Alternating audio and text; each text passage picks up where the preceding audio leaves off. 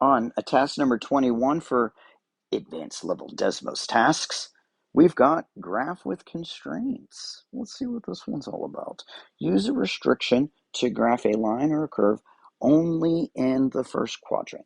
So what I'm going to do is I'm going to start with any kind of function, any kind of, it could be linear, quadratic, exponential, doesn't really matter. Let me type in something like y is equal to, how about a 0.25 x squared, and then, I don't know, maybe minus 5x, and then plus 2. That looks great. Okay, so now you can see that for the parabola shape that I have here, I am seeing a part of this graph which is in, well, it's in quadrant 1 over here. It's in quadrant 2 over here, part of my graph. I don't have anything in 3, but I do have something in 4. So the question is can I restrict this graph to just maybe one set of quadrants? And the answer to that is yes. And you do that with a domain and a range. So you remember that domain affects what you are allowed to put in for x, and range is what comes out for the y values. So as far as the domain goes, the domain affecting the x, when it's a parabola, you can stick anything, generally speaking, that you want. But you can change this.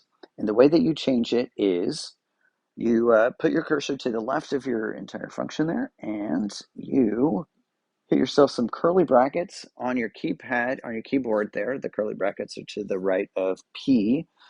And you type in an inequality that you want to be satisfied here. So, for example, maybe what I type in here is that x has to be greater than, I don't know, 5 or something. And so now whenever I look at this, I can see that, no, I'm not exactly getting what I want here. And the reason why is, actually what I'll do is I will show you this specifically here. I'm going to go down to this line, this box number 33, and if I type in x is equal to 5. It's going to make me a vertical line. And you can see that it just lines up. It started with an input of 5 and then allowed me to put everything in that's greater than 5 into my function. And it only graphed that part of it. Okay, so that doesn't exactly carry out my task. I wanted to actually get over here at this value. That's where I wanted it to be actually shown. So I only want to see the part that's in the first quadrant. So I need to actually start here at 19 point blah, blah, blah, blah, blah, blah, instead of at 5. So let's see if I can fix that, shall I? So let me get over here and delete out this 33 because I don't need it. And then instead, oh, you know what? I don't want to type this number in, so I'm going to pull it in over here. And I need to move this thing up to where it is important. And then as far as this number goes, this is going to come up in another one of these instructional videos, but I can access this x coordinate inside of this point in a very special way.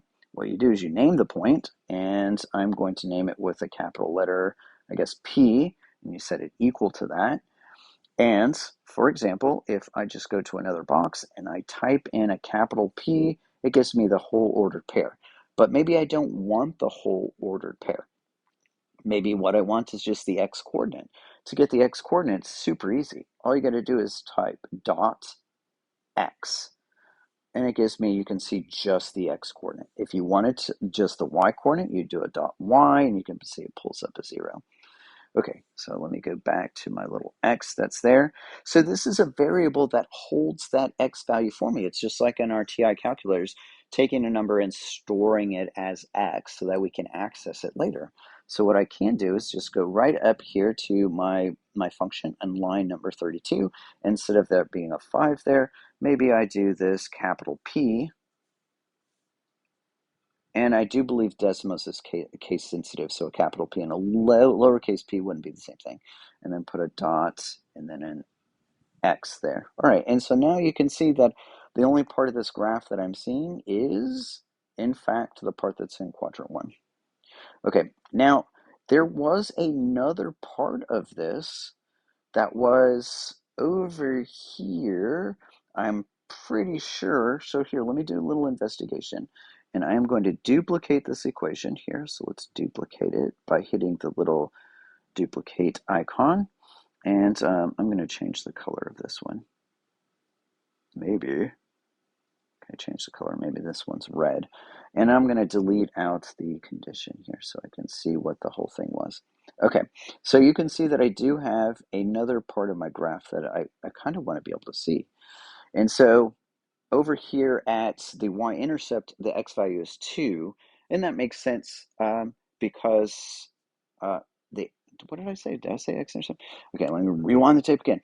At the y-intercept, x value is 0, y value is 2, but it makes sense for my graph to start at 0, x equals 0, because anything that's bigger than 0, my x's are going to be positive numbers, okay? And then I also want it to go all the way up to this other x-intercept. I had 2 of them because it was a parabola. There's the other one that's really close to 20. And so I wonder if I can actually update my graph so it gives me both of these little pieces here. Let's just see. Let's experiment here. But I need to pull this point into Desmos, and then let's actually drag this guy up here like so. And then just like I did before, let's name it. Let's maybe a capital Q or something like that, and then an equal sign. And so I have this little x value here. I'm going to go back up to this part of my graph, and let's see if I can just get, if I can add some extra pieces, like some extra conditions. I'm not sure if I can do this, but I'm going to try. So I'm going to put my cursor right here to the left of the x is greater than p dot x, and I'm going to type in another inequality, which is 0 is, and then probably my original graph disappeared because I just messed stuff up. 0 is less than x, which is less than, and this would be the x value of q, which is capital Q dot x, and then I think I should just separate these with a comma. So let's see if I hide this graph, if I get both portions of this graph to show up. Okay, so that did not work. So something strange. Oh no, yes it did. Look at that. Oh, I just didn't zoom in far enough. So you can see that the way that it handled it as I put 2 separate little inequalities, and it gave me this little portion here of my graph that was in the first quadrant. And then over here is the second part that was also in the first quadrant. So if I zoom at this particular location and I turn this one back on, you can see the parts of the graph that it basically hid from me. And this is just based on a domain restriction. And you can see that you can kind of make these things as crazy as you want to. You can also restrict the y values in addition to the x values. But this should do the trick for us having just the portion of a particular graph in quadrant 1.